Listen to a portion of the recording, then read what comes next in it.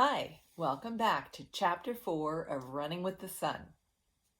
That's when Dad took us to the library. He likes to say, the more we need to know, the more we need to know librarians. Plus, he's still holding off on getting us a laptop or anything else that we could use for internet research. So, all we have is the family computer. Everyone is always wanting it at the same time. There's always a contest about whose butt is going to get into that computer chair first. We needed more than one screen for this research. Our neighborhood branch of the library is tiny.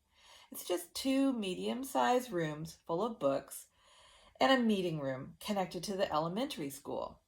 But they do have quite a few computers. What? Is this the public library or the school library? Sam asked, looking around in disbelief. Public, Dad answered. We moved here at an exciting time, though. They're making plans to build a new branch just down the street. Sure seems like school, Sam said. Won't it feel weird to come here after school starts without us? I was thinking the exact same thing. Sam reads my mind like that more often than I like to admit. Dad says we're unschooling all the time. But back to school time next month without us? That still felt strange. It was a lot to get used to. Dad gave us a basic definition of toxic trespass. It helps to take it apart to be sure you understand both words. Toxic means poisonous. Something toxic might not kill you, but it could make you sick depending on the amount. Trespass means going somewhere you're not supposed to be. Maybe you've seen no trespassing signs. So, if I go on your property without permission, I'm trespassing, Sam asked. I suspected he might start throwing legal phrases around like Sydney does. Maybe even throw some at Sydney if she ever set foot on our yard. And if I spray a toxic chemical on my lawn, I asked, but it blows down the block onto your lawn? That's toxic trespass?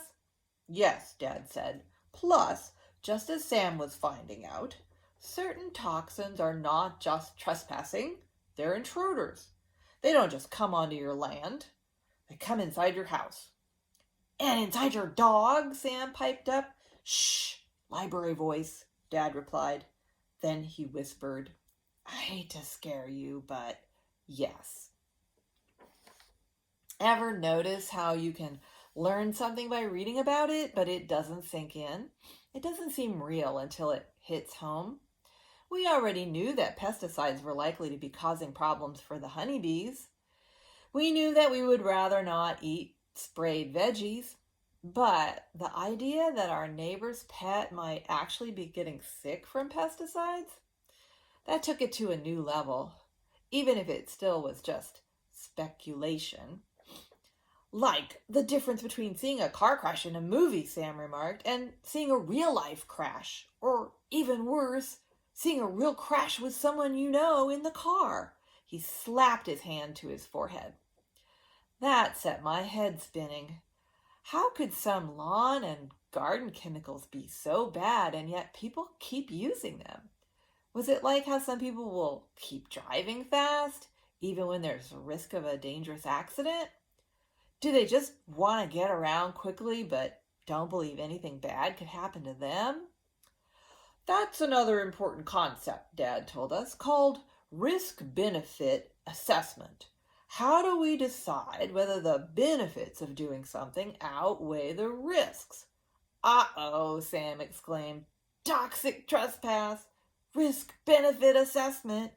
I'm at risk of brain overload. Me too, I chimed in. I had to turn my mind to something fun, something pleasant, something like guys making pies.